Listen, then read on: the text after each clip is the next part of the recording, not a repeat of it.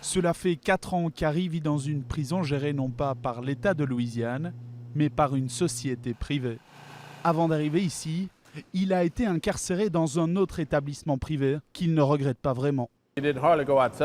On ne pouvait pas aller dehors, on mangeait dans les dortoirs, on n'avait pas de cafétéria, donc on nous apportait la nourriture. Et lorsque c'était le moment de nous compter et qu'on dormait, ils nous réveillaient et on devait se lever. Ici, les conditions sont un peu meilleures selon Harry, qui suit désormais des cours pour obtenir un diplôme d'études secondaires.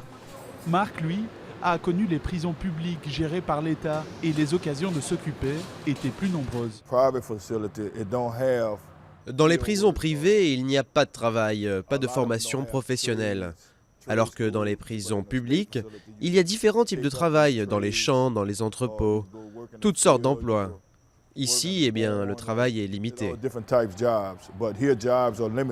Un manque d'investissement dans les programmes de réinsertion, c'est l'une des critiques faites aux prisons privées. Terry Hines est un ancien gardien de prison reconverti dans le privé.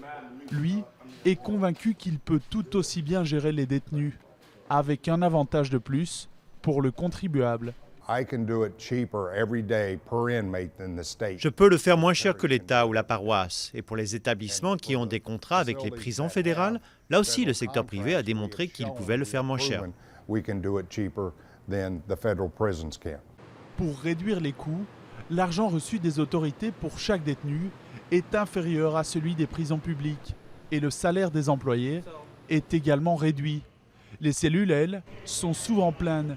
Certaines sociétés ont d'ailleurs un contrat avec les autorités leur garantissant un taux de remplissage de 80% minimum.